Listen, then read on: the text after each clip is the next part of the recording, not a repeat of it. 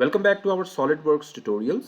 आज की इस वीडियो में हम एक शाफ्ट का स्ट्रेस एनालिसिस करेंगे और देखेंगे कि वेदर हमारे पास शाफ्ट पे जो टॉर्क अप्लाई हो रहा है वो डिज़ाइन सेफ है या नहीं। तो स्टार्ट करते हैं। इसके लिए सबसे पहले हम शाफ्ट का एक डिज़ाइन क्रिएट करेंगे और उसके बाद उस पर स्ट्रेस एनालिसिस करेंगे। तो उसके लिए हम फाइल, न्यू पार्ट डिज़ाइन में जाएंगे,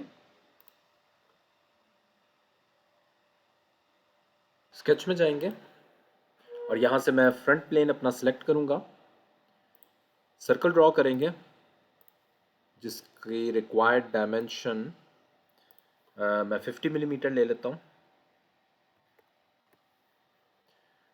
फीचर्स में जाएंगे और इसको एक्सट्रूड कर देंगे।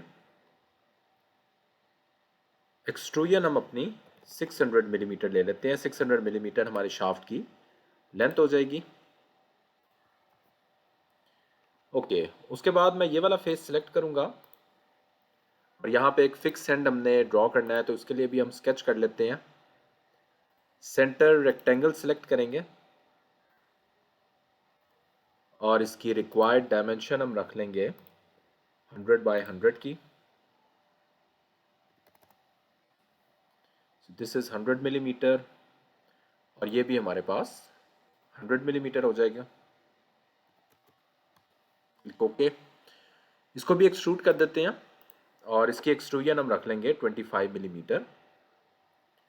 25 मिलीमीटर इसकी एक्सट्रूजन रख लेते हैं। क्लिक ओके करते हैं। तो ये हमारे पास जो है वो शाफ्ट इस टाइम कंप्लीट है। अब हम इसमें स्ट्रेस एनालिसिस करेंगे।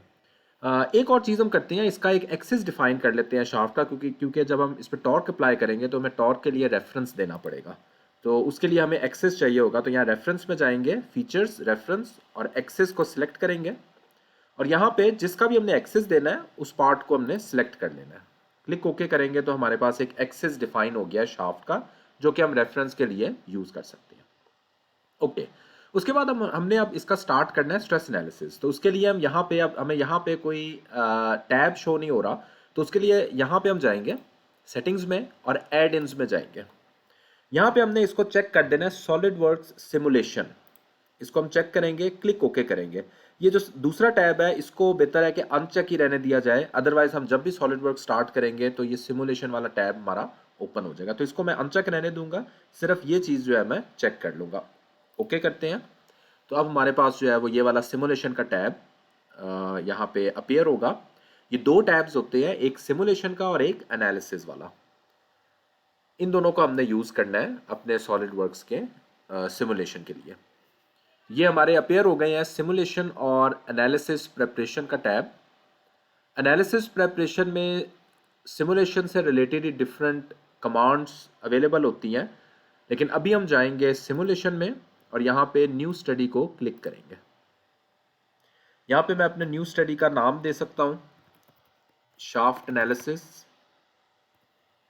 और यहाँ पे मेरे पास डिफरेंट नीचे सिमुलेशन की टाइप्स अवेलेबल है। मैं जो भी अपनी सिमुलेशन देना चाहता हूँ, अभी फ़िलहाल हम स्टैटिक सिमुलेशन ही कंसिडर करेंगे। अगले ट्यूटोरियल्स में हम बाकी सिमुलेशंस को भी देखेंगे। तो अभी हमने स्टैटिक को क्लिक करना है और यहाँ पे ओके कर देंगे।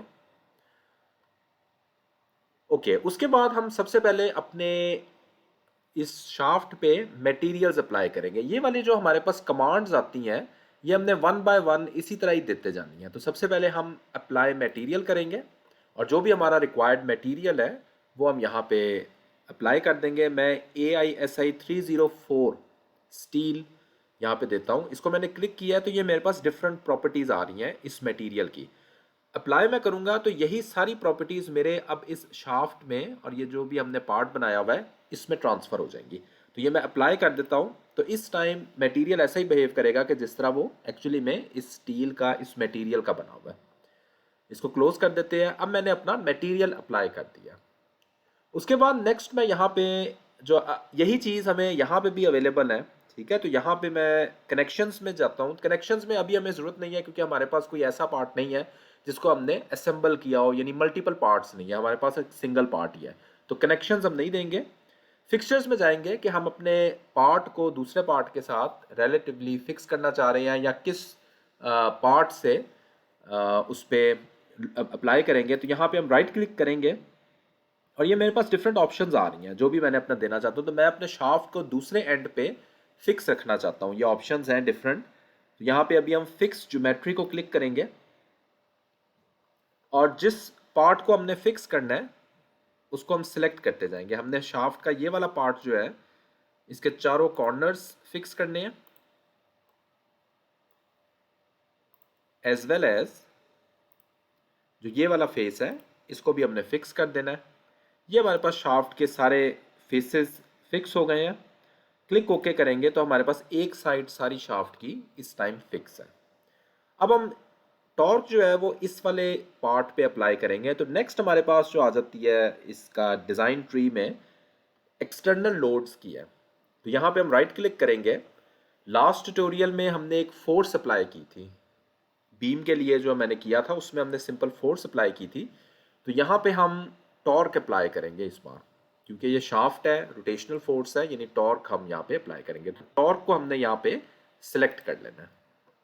टॉर्क को सिलेक्ट करेंगे तो अब हमारे पास दो टैब्स हैं, एक रेफरेंस के लिए है इसीलिए मैंने एक्सेस अपना यहाँ पे शो करवाया था, और सेकंड हमने फेस देना है। तो ये वाला फेस हम सिलेक्ट करते हैं और उसके बाद नेक्स्ट हमने रेफरेंस देना होता है। रेफरेंस के लिए हम ये वाला एक्सेस सिलेक्ट कर लेंगे।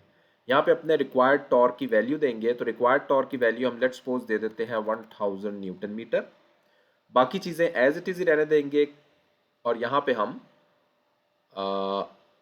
ओके कर देंगे। ओके, अब इस टाइम मेरे पास फोर्स भी अप्लाई, टॉर्क भी अप्लाई हो गई है, एंड भी फिक्स हो गया है। अब हम मैश जनरेट करते हैं। ये वाले नेक्स्ट हमारे पास आ जाती है मैश की कमांड। तो मैश की कमांड पे हम राइट क्लिक करेंगे और यहाँ पे क्रिएट मैश को सिलेक्ट करना है। अब हमारे पास वो पूछ रहा है हमने मैश किस तरह से क्रिएट करना है। मैश बेसिकली अगर हम इसके पैरामीटर्स को ओपन करते हैं तो ये हमारे पास नोड्स और एलिमेंट्स का कॉम्बिनेशन है।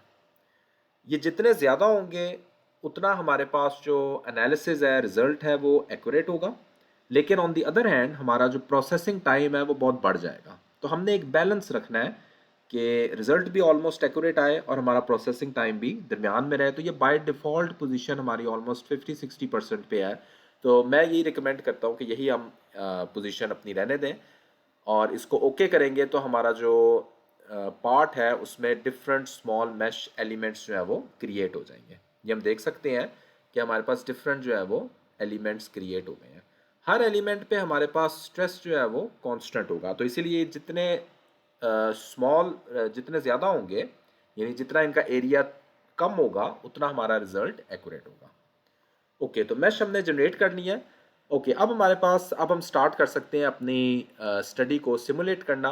तो यहाँ पे रन दिस स्टडी में जाएंगे और इसको मैं रन दिस स्टडी को क्लिक कर लूँगा।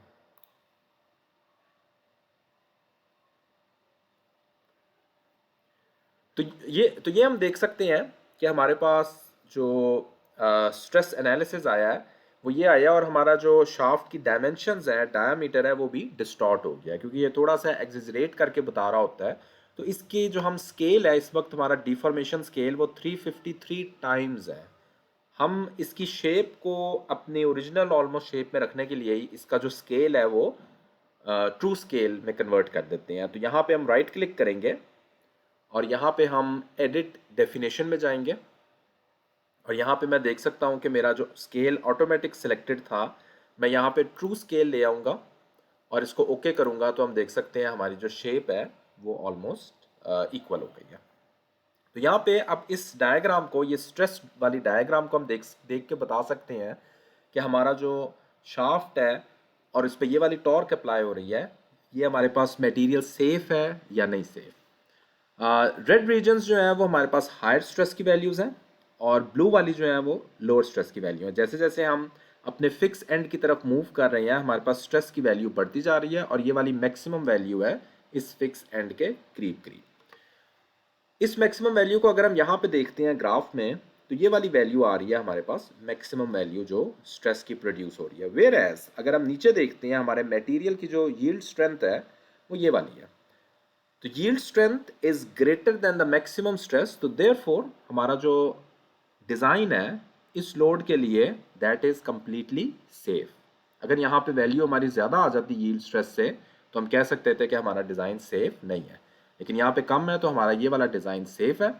इसमें एक और भी रिजल्ट हम देख सकते हैं, ये स्ट्रेस डिस्प्लेसमेंट स्ट्रेन, ये तो बाय डिफ़ॉल्ट हमारे पास आएंगे ही आएंगे। अगर हमने कोई और रिजल्ट्स देखने हैं तो रिजल्ट्स पे हम राइट क्लिक करेंगे। फॉर एग्जांपल मैं जाता हूँ define factor of safety plot, इसको क्लिक करता हूँ तो मैं देख सकता हूँ मेरे पास इस पार्ट के लिए कितना फैक्टर ऑफ सेफ्टी इस टाइम अवेलेबल है। यहाँ पे हमने सेलेक्ट करना है तो हमारे पास एक ही पार्ट है, तो इसको हम क्लिक ओके करेंगे तो ये मैं देख सकता हूँ मेरे पास जो फैक्टर ऑफ सेफ्टी है दैट इज़ 2.5। तो हमारा डिज़ाइन जो है वो सेफ है। यील्ड स्ट्रेंथ से जो मैक्सिमम स्ट्रेस की वैल्यू है उसमें कितना डिफरेंस है, तो 2.5 हमारा फैक्टर ऑफ सेफ्टी है। तो इस तरह हम फैक्टर ऑफ सेफ्टी भी फाइंड आउट कर सकते हैं। तो ये डिज़ाइन हमारा कंप्लीटली सेफ है। तो आई होप आपने देखा होगा किस तरह हम एक पार्ट को का स्ट्रेस एनालिसिस करके बता सकते हैं कि वेदर वो डिज़ाइन सेफ है या नहीं। अगर ये वीडियो पसंद आती है तो please do subscribe the channel. Thanks for watching this video.